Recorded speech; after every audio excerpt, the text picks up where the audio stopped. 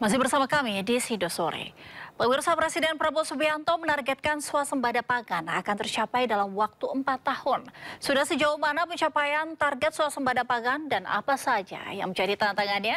Berikut wawancara jurnalis Sido News Gaib Maruto Sigit bersama Menteri Pertanian Andi Amran Sulaiman. Pemirsa dan Sobat Sindo News, Pak Prabowo berpidato bahwa beliau merasa lega dengan pencapaian kinerja pangan di Indonesia. Salah satunya adalah produksi beras yang mencapai sejarah tertinggi, kemudian dengan cadangan bulog yang juga tertinggi sepanjang sejarah. Pencapaian ini ternyata tidak mudah dan prosesnya juga bukan simsalabim. Ada pekerjaan panjang yang harus dilakukan. Dan saya sekarang berada di Kementerian Pertanian bersama orang yang mengurus pertanian. Beberapa orang bilang ternyata pertanian kita bisa surplus kalau diurus dengan benar. Dan saya berada di Kementan bersama Menteri Pertanian Andi Amran Sulaiman. Pak Menteri, apa kabar? Baik, Mas Gaib. Gimana kabar nih? Baik, Alhamdulillah. Pak, tadi kita datang ke sini suasananya sumringah sekali, Pak. Iya, karena Alhamdulillah. Kinerja Menteri Pertanian luar biasa. Iya. Prosesnya seperti apa sebenarnya, Pak? Jadi, yang pertama, ini proses awal ya. Kami diminta kesediaan Bapak Presiden pada tanggal 19, 20, diminta kesediaan untuk jadi menteri. Beliau sampaikan, Pak Mentan bantu, aku minta swasembada 4 tahun. Itu dulu awalnya. Oh siap Bapak Presiden. Kami ikut arahan, ikut perintah. Setelah 21 hari, beliau kunjungan ke luar negeri, APEC, G20 di Brasil. Beliau pidato, berubah 4 tahun menjadi 3 tahun. Dalam hati kecil kami, insya Allah masih aman lah. Titik bisa toleransi lah.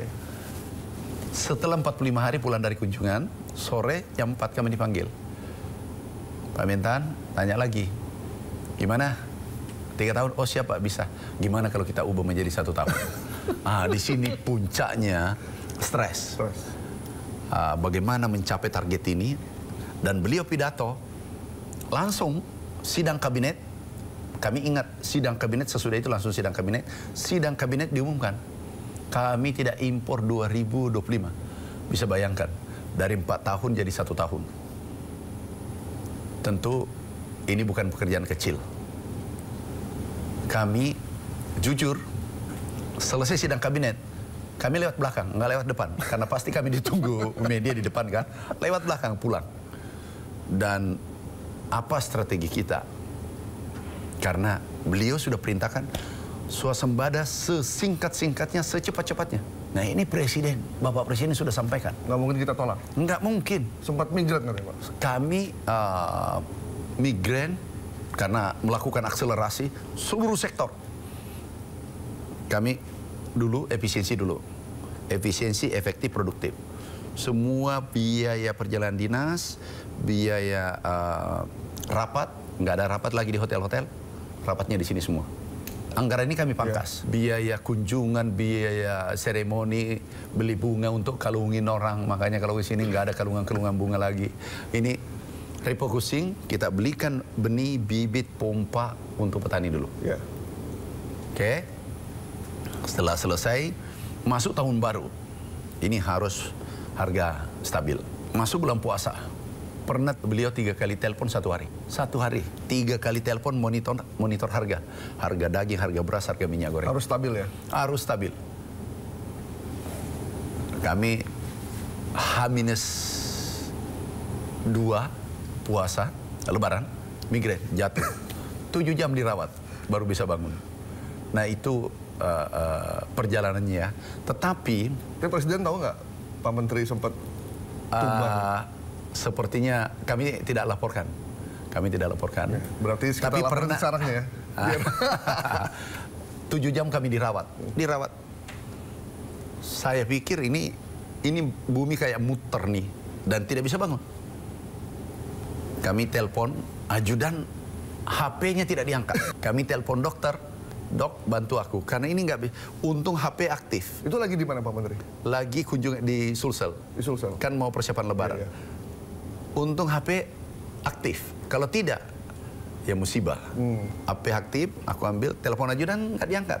Aku cari salah satu dokter, telepon, diangkat. Dengan santai dokternya, iya nanti aku tunggu jam sekian, jam sekian. Dok, ini darurat nih, aku nggak bisa bangun. Lari dokternya, dirawatlah 7 jam. Baru bisa agak pulih. Sekarang masih terasa. Nah, itu hikmahnya kalau ada tekanan. Ini dari 4 tahun jadi 1 tahun itu tekanan tinggi. Jadi berlaku hukum Archimedes. Makin tinggi tekanan, energinya makin, daya lawannya, aksi reaksi itu semakin kuat. Nah, jadi kalau mau berhasil, usahakan posisi dalam tertekan. Kalau tidak menemukan tekanan, ciptakan tekanan agar Anda tertekan. Nah, Pak, dengan tekanan yang sebegitu kuat, dalam setahun kita akhirnya bisa swasembada. Iya. Nanti kita lihat data, produksi kita meningkatnya tuh hingga nomor 2 setelah Brazil. Iya, peningkatannya itu sesuai FAO ya, bukan dari saya. Nah ini Pak, bisa jelasin nih Pak. Nih, kita lihat ya. Ini seluruh dunia ya. Ini FAO. FAO memprediksi kita produksi 35,6 juta ton. Tahun lalu 30 juta ton. Berarti naik 5 juta ton kan? Ya. Kalau 5 juta ton saja kali 10, 5 juta ton kali 10 itu 50, 12, 70 triliun naiknya. Hanya naik selisih, belum naik harga. Kami hitung kemarin kenaikan pendapatan petani 113 triliun. Tangkap maksudku? Ya. Dulu 30 juta, ini naik 5 juta ton beras, 5,6. Ya 70 juta triliun naiknya pendapatan petani ya. Nanti kita lihat datanya. Bahwa data kesejahteraan petani naik. Nah, kemudian ini seluruh negara-negara kenaikan, Brasil kenaikannya tertinggi. Nomor 1, Indonesia nomor 2. Kemudian negara-negara lain, ya. Jepang, China di bawah. Oke. Nah, kemudian yang menarik, kita lihat produksi kita. Sekarang ini, yang kedua adalah Amerika Serikat. United States Department of Agriculture, prediksi Indonesia. Produksi 34,6. Ya. Jadi ini diprediksi di bulan April. Jadi luar biasa. Luar biasa teknologi yang digunakan, pakai satelit atau pakai apa. Apa yang membuat Amerika begitu yakin kita bisa mencapai itu? Dia mungkin detail melihat, pertama, kebijakan. Kebijakan Bapak Presiden. Yang kedua, gerakan kita di lapangan. Yang ketiga, melihat ada ekstensifikasi dan intensifikasi. Ini lembaga luar yang nilai, Pak? Ini nggak ada penilaian. Bukan lembaga survei kan? Bukan. Apalagi bukan orang per orang yang tiba-tiba mengamat. Memberi komentar. Oke, ini tadi FAO, kemudian ini adalah Amerika. USDA. Oke. Kita lihat 34. Coba lihat prediksi kita BPS. Sekarang ini realisasi. 33 hari ini, masih ada 1 bulan. Artinya ramalan Amerika itu bisa 34,5 atau 6. Di sini hampir tepatnya itu di atas 90%. Ini Pak Menteri nggak ada komunikasi sama Amerika kan ya? Nggak ada.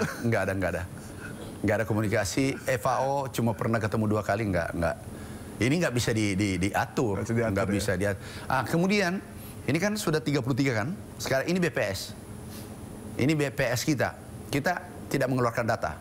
Karena kalau pertanian mengeluarkan data, kalau produksi tinggi difitnah. Kalau produksi rendah, itu sudah benar itu.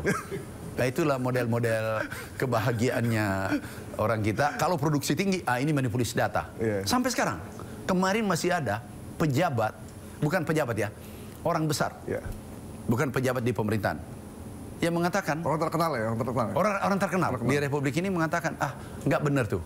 Bayangkan, tapi kalau kita impor percaya tuh, kalau kita hancur produksi itu percaya. Orang kita sebagiannya orang yang tidak bahagia, kan banyak yang tidak bahagia dengan produksi tinggi, tidak impor. Importir tentu tidak terlalu nyaman kan, dengan afiliasinya, dengan konsultannya. Semua marah kan? Maaf, dengan pegawai-pegawainya. Ya. Kenapa? Bisa mendapatkan triliunan 1 kali impor hanya 1 bulan. Nah, ini kita lompat dan menghentikan impor. Kita menghentikan impor nih begitu cepat. Negara lain tidak pernah prediksi.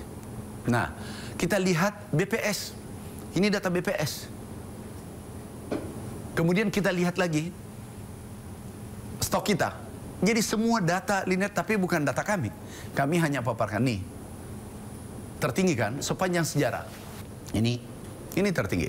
Dulu tertinggi di sini 84. Mendapat penghargaan. Zamannya Pak Harto ya, penghargaan dari FAO ya. Jadi tertinggi selama Bulog berdiri 57 tahun. Nah, ini pun tidak dipercaya. Yang dipercaya itu kalau kosong, itu benar itu.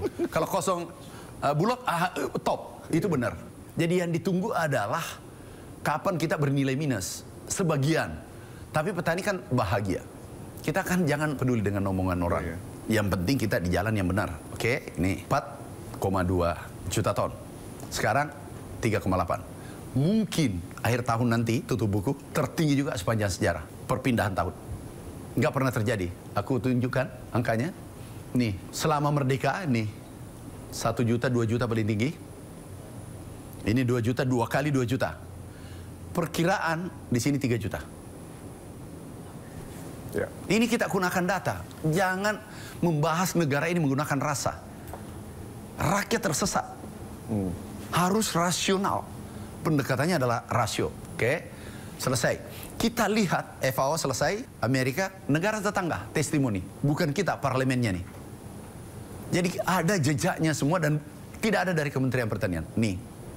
Coba suaranya. Menteri Pertanian untuk membuat transformasi pertanian, dan mereka telah mentransform seluruh daripada atas sampai bawah di pertanian, dan hari ini Indonesia dia telah berjaya mengeluarkan hasil pertanian untuk kegunaan negara dia tanpa perlu mengimport sebanyak 9 jenis. Coba. Ini Malaysia Pak ya? Malaysia, Parlemen Malaysia. Malaysia. Ya. Dan menterinya datang. Nih. Coba statementnya menterinya. Menterinya datang. Datang Ke Indonesia sesudah statement ini menterinya datang. Nih menterinya. Menterinya datang menanyakan gimana sih caranya meningkatkan produksi secepat. Bukan Malaysia saja. Beberapa menteri di dunia baru pertama kali datang ke Indonesia selama merdeka. Menteri Pertanian. Jepang nggak pernah ke Indonesia. Nih. Pertama dalam sejarah. Dan mereka bertanya, ini dia negara maju. Apa dilakukan Indonesia? Kemudian Chili nggak pernah ke Indonesia. Baru sekarang. Kemudian yang ketiga Kanada nggak pernah ke Indonesia. Nih. Kami acara di Afrika Selatan kemarin, tunggu, saya minta bilateral. Kemudian Australia ikut datang. 6 negara 2 minggu datang. Ini Belarusia. Kemudian ini Menteri Perdagangan Investasi Selandia Baru. Lusa itu adalah Brazil. Menteri Pertanian Brazil. Ini Palestina yang kita doakan selalu merdeka. Aku juga dipanggil, tolong kita berdoa di Monas. Saya katakan tunggu, karena aku berdoa dengan menterinya. Dan sambil doakan beliau, juga kirim 10.000 ton beras. Ini pertama dalam sejarah, ini perintah Bapak Presiden. Gagasan besar Bapak Presiden. Sekarang Palestina tidak pernah kita berikan. Kita hanya mengirim doa. Sekarang dikirim doa, dikirim beras 10.000 ton, nilainya kurang lebih 200 miliar. Itu beberapa Menteri Pertanian negara yang datang itu bertanya Pak soal swasembada. Gimana caranya menghasilkan bibit yang beradaptasi? Oh, kami punya bibit Invari, ada biosalin, banyak bibit. Tapi singkatnya gini, kalau sudah berhasil, apapun kita cerita benar. Tapi kalau gagal, tidak ada cerita yang bisa kita benarkan. Apapun kita cerita, ini omong-omong ini. Nah, nanti Bapak harus cerita tantangannya apa nanti. Banyak. Tantangannya banyak kan? Oh, banyak. Cuma saya sebelum kita jawab itu nanti saya sambil duduk, saya ingin tahu nih, sebenarnya ruangan apa sih Pak? Nah, ini ruangan kita beri nama SAS, Smart Agriculture System. Jadi di sini adalah kami meeting nih, seluruh PPL, kelompok tani, seluruh Indonesia, supaya direct supaya tidak bias penyampaian saya. Contoh nih, sekarang musim tanam pertama, Ya. kedua, ketiga, segera tanam. Yang butuh bibit, yang butuh pupuknya yang naik, masalah dan seterusnya, lapor ke saya, direct, nggak usah melalui orang, apalagi melalui middleman, pihak ketiga dan seterusnya, yang juga biasa beri fee, enggak, langsung ke saya. Inilah kita gunakan komunikasi sampai tingkat petani. Kenapa? Karena itu mempercepat, mempermudah birokrasi kita. Jadi semuanya terpantau nih Pak di sini. Terpantau. Kemajuan pekerjaan itu kami pantau dua harian. Setiap selesai sholat maghrib itu laporan masuk. Sampai Isya laporan masuk seluruh Indonesia. Karena yang begini saya lihatnya di NTMC Polda Metro nih. Ya. Untuk memantau lalu lintas. Ini kami pantau lalu lintas beras seluruh Indonesia. Dahsyat. Oke Pak, kita sambil duduk Pak ya. Oke. Kita sambil duduk biar lebih detail, biar lebih enak.